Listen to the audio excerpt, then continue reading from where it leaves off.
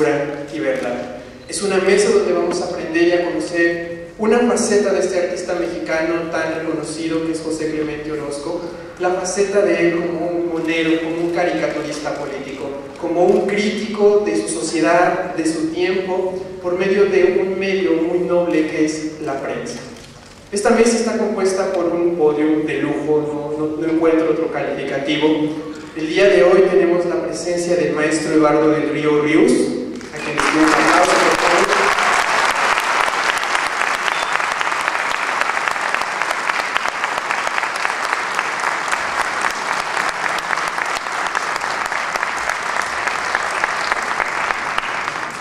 Rafael Barajas, del Fisgón.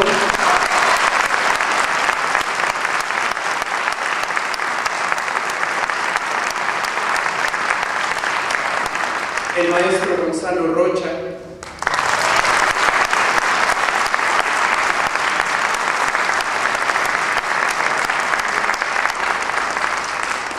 Finalmente, el maestro Antonio Helguera.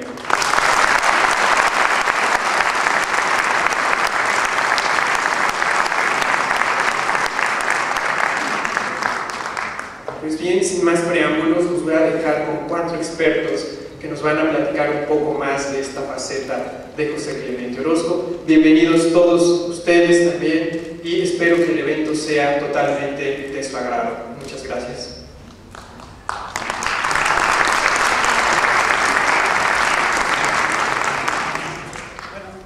¿Sí se escucha? No.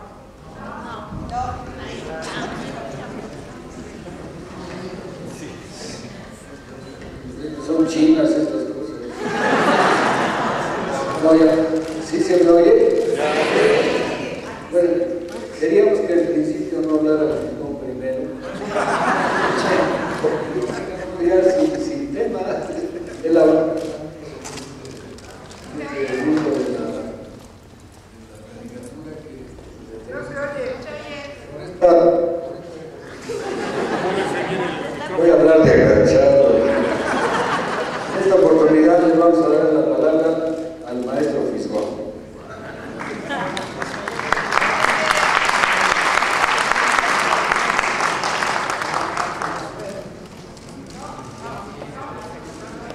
Bueno, ¿qué pinche modernidad es esta? El país nunca nos decepcionará. Yo básicamente voy a pasarles una serie de imágenes y voy a hablarles básicamente de lo que es el arranque de Orozco como caricaturista político.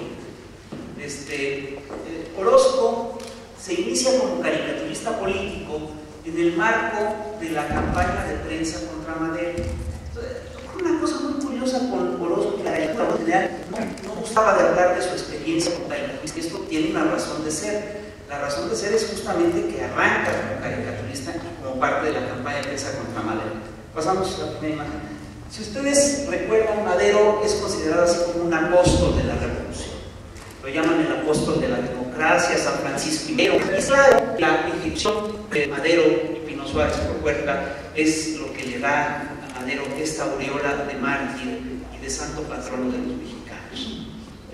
Sin embargo, la evolución de la imagen de Madero va cambiando con el tiempo. Voy a tratar de hacer esto muy rápido. Antes de que Madero triunfe, Madero es muy maltratado en la prensa. En esta caricatura hecha por Posada, vemos cómo Madero es tratado como un líder oportunista que está guiado por la gula política, con ambiciones inconfesables, ¿no? Y lo vemos entre una bola de gente, ¿no? Desde esta caricatura muy minimiza. La prensa, en general, lo trata mal, lo trata de idiota, de tarugo, dicen que es un tipo que no sirve. Unos versos dicen minúscula convención, candidato no elegido, en fin, ¿no?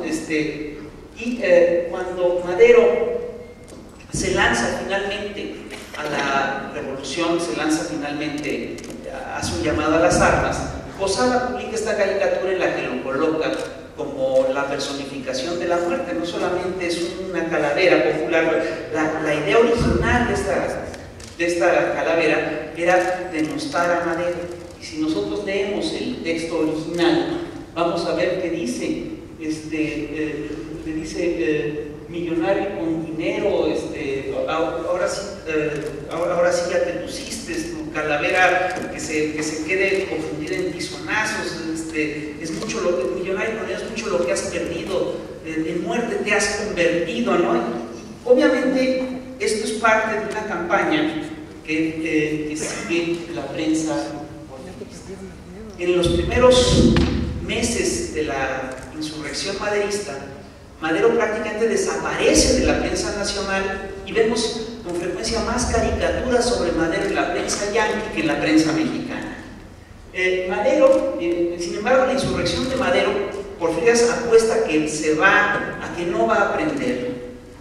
Y sin embargo, la gente en Juárez, la insurrección de Madero se convierte en una verdadera insurrección popular, y de ahí la insurrección se va para el resto de la República. Incluso aquí en el DF empieza a haber con actos de pleitos y todo esto. Esta caricatura de alcalde retrata lo que fue un pleito aquí en el Zócalo. Y esto, bueno, el movimiento crece al punto en el que Porfirio Díaz tiene que renunciar. Es decir, ya incluso los partidarios de Díaz, para conservar al régimen, le piden a Porfirio Díaz que renuncie, y Porfirio renuncia, ¿no? Esto lo vemos también en esta caricatura de Posada. Cuando Madero cuando triunfa la revolución de Madero, el cambio es muy importante, porque Madero llega en una situación muy complicada. En primer lugar, los señores que antes lo denostaban, que lo pintaban chaparrito, insignificante, ya lo ponen más crecido, lo ponen del mismo tamaño que Díaz, ¿no? Ya lo tratan mejor.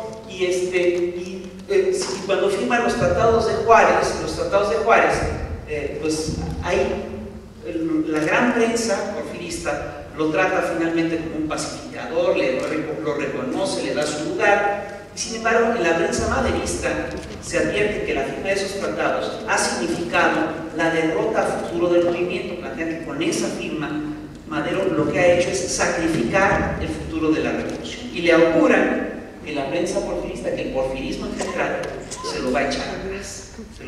Y aquí con una cosa muy interesante: Porfirio Díaz, Madero se coloca en una situación muy difícil. Miren, lo que se abre entre la firma de los tratados de Ciudad Juárez y la toma de la presidencia de Madero es lo que se llama un periodo de dualidad de poderes.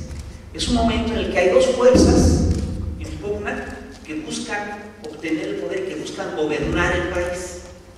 Y Porfirio Díaz hace una jugada magistral, porque él nombra, es decir, establece un plazo para organizar las elecciones, nombra un presidente interino que es León de la Barra, y en ese periodo Madero va a hacer campaña. Entonces Madero era el hombre fuerte del país, era líder de una revolución triunfante, pero Madero se coloca a sí mismo en una posición de debilidad, porque lo que hace es pactar un periodo en el cual el régimen antiguo se puede reorganizar, y el régimen se reorganiza, faltaba más, y lo hace además muy bien. En cambio, Madero comete error tras error. Madero, si ustedes se fijan, esto es lo que yo les decía, cuando Madero triunfa, lo ven crecer, ¿no? Lo pintan así, todo crecidito, ¿no? Cuando Madero llega a la Ciudad de México, lo pintan haciendo una entrada triunfal como el hombre de la situación, el hombre fuerte del país, etcétera, etcétera, etcétera. Y las loas a Madero duran poco en la prensa porfirista. La gran fortaleza de Madero es, sin lugar a dudas, su popularidad. Y lo que busca la prensa porfirista y el régimen porfirista es minar la popularidad de Madero. Y en aquel momento, como no existía Televisa, que pudiera hacer unas buenas campañas de distribución, lo que hicieron es inventarse su propia cadena de periódicos que hicieran esas campañas de difamación. Entonces empiezan a salir a circulación una gran cantidad de revistas de caricaturas, que además que hay que revisarlas por varias razones. En primer lugar, por el número de revistas que se organizan. Yo creo que en México, a lo largo de la historia, siempre hemos tenido 2, 3, tal vez 4 revistas de caricatura, y hay periodos largos en los que no hay ninguna revista de caricatura. En tiempos de Madero, cuando Madero triunfa, aparecen cerca de 20 revistas de caricaturas, casi todas estas financiadas por la oligarquía porfirista. Y muchas de estas caricaturas golpear la imagen y el crédito y el prestigio de Madero. Y es muy interesante el proyecto de estos señores, porque lo que buscan hacer es, ellos son gente refinada y entienden que el arte es uno de los pocos efectos especiales con los que cuentan en ese momento para golpear el prestigio y el crédito de un mito como lo era Madero. Entonces, de que Madero triunfe y llegue a la Ciudad de México, empezamos a ver caricaturas como esta de El Aguizote, en la que vemos al maderismo apuñalando a la patria por la espalda. También vemos cuando Madero está bajo la presidencia interina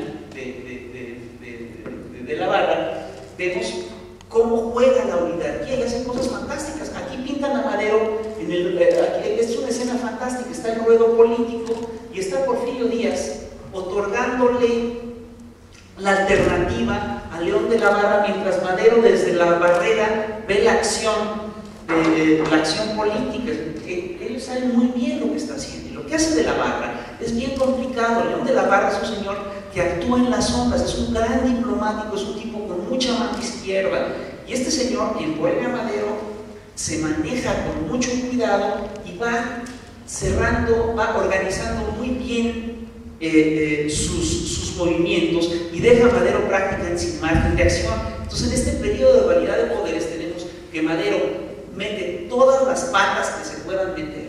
En cambio, la oligarquía da golpe tras golpe y es muy eficaz, ¿no? Entonces, en un principio se piensa que de la Barra va a ser un monigote en manos de Madero, pero al poco tiempo la situación cambia, ¿no? Se le ve con primero se piensa que Madero, ya en esta imagen ya vemos a Madero y a de la Barra como del mismo tamaño, se pegó un pleito, pero Madero sigue siendo el machito, el que lleva las riendas de la situación, pero poco a poco la cosa cambia y los señores de la oligarquía saben que si alargan los tiempos, ellos van a ganar. Y se publica esta caricatura de Cabral en un artículo en el que vemos a Madero diciendo: esta partida la tengo yo en la bolsa, y dice: sí, pero si se alarga, vas a ver que la pierdes. Y así fue, ¿no? Así, eso es exactamente lo que ocurre. Al poco rato, ya Madero es en realidad un niño de brazos en manos de León de la Barra, en manos del viejo régimen. Una de las primeras cosas que hacen los antimaderistas es que acorralan a Madero en el gabinete. En el Tratado de Juárez se pacta un gabinete compartido con gente del antiguo régimen, con gente del nuevo régimen, con gente maderista. Madero tiene pocos cuadros, la gente del antiguo régimen tiene un chorro, y los van marginando. Y a los pocos maderistas que quedan en el gabinete les hacen una campaña de prensa muy agresiva. Al ministro Bonillas, que era un hombre muy culto, lo tratan de idiota y establecen en las caricaturas hacen una serie de caricaturas que se llaman bonilladas, eufemismo para pendejadas, lo que quiere decir que Bonillas solo decía tonterías. Abraham González le dice señor Abraham. Y otra de las cosas que hay que entender en este proceso es que los señores de la vieja oligarquía están aterrados porque Madero, porque para ellos Madero lo que hizo es alebrestar a la raza, alebrestar al pueblo, y ellos temen que Madero ha desatado el caos y no va a poder controlar la situación. Y así lo pintan una y otra vez como el hombre que ha llevado a la patria a la ruina, como el hombre que guía a puros bandidos en la cabeza. Y por supuesto, una de las grandes broncas que tienen estos señores es que Madero es el jefe de una revolución, el jefe triunfante de una revolución armada. Lo primero que hacen es buscar meter cizaña y desarmar a este grupo. Una de las primeras cosas que hacen es convencer a Madero de que se tiene que desarmar su gente.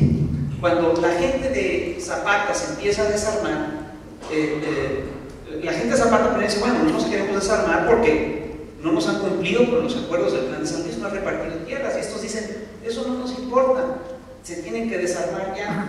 Madero convence a Zapata que se desarmen, y cuando Zapata se empieza a desarmar, de la Barra manda a Victoriano Huerta a reprimir a sangre y fuego a los pueblos zapatistas. Entonces obviamente los zapatistas se levantan en armas, hacen una bronca, y entonces la prensa hace una campaña diciendo que Zapata es un hombre ávido de sangre, un bandolero, la personificación del mal. Le hacen, por ejemplo, estas caricaturas como estas, en las que demuestran que es un peligro para México cuando está poniéndose un asentado, por ejemplo.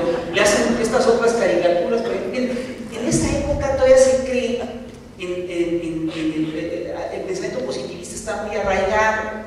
Entonces se cree que la maldad puede tener un germen, digamos, fisiológico. Esto que ustedes ven, esta caricatura fantástica de la risa hecha por Rafael Lillo, lo que representa es una gota de sangre de Emiliano Zapata. Como podrán ver, en la gota de sangre de Emiliano Zapata están todos los males de la República, ¿no? Esto es lo que retrata esta caricatura.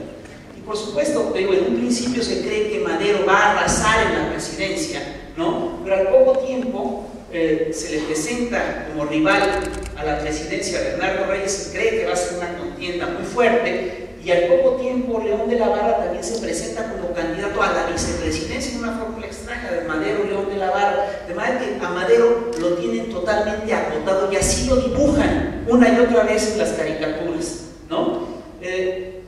Una de las cosas que hacen también es meterle cizaña a los pleitos internos del partido maderista, y cuando Madero nomina como su vicepresidente a José María Pino Suárez, se le van con todo y hacen esta caricatura. Cabral publica en Multicolor esta caricatura que es fantástica, que dice: así como el general, refiriéndose a Porfirio, por imponer a Ramón Corral como su vicepresidente, quedó al fin encorralado, don Pancho del Poco Tino, por la imposición de Pino, se verá al fin empinado. Entonces, incienso, y eso además tiene una razón de ser, porque de la Barra quiere la vicepresidencia y el verdadero pleito es por la vicepresidencia. Orozco forma parte de esta campaña. Orozco le entra a esta campaña. Y aquí vemos esta caricatura en la que vemos a Madero y a todo su gabinete como una bola de locos, parodiando el cuadro de Brevet, como una bola de locos dando de tumbos y haciendo tonterías por la calle. También vemos aquí a Madero. Orozco lo pinta con particular furia. En esta imagen vemos que lo pinta como el vomitivo de la patria. Hay otra peor en la que lo pinta como el contenido de una basinica pestilente. Entonces, eso me explica por qué Orozco habla tan poco a lo largo de su vida, de su formación como caricaturista. Pero estoy convencido de que, independientemente de esto, para Orozco la caricatura fue muy importante. Orozco aprendió muchas cosas de la caricatura. Orozco, de todos los muralistas, fue sin lugar a dudas el más didáctico, aún más que Rivera, el que más le llegaba a la gente. Y esto se debe, entre otras cosas, porque entendió que el oficio de caricaturista es un oficio que lo va a acompañar a todo lo largo de su vida. Yo estoy convencido que los mejores murales de Orozco son los que son caricaturas. Aquí en San Ildefonso tenemos unos fantásticos: el muladar de los símbolos, el mural donde está el líder sindical vestido de un falso Cristo apuñalando al obrero por la espalda, en fin.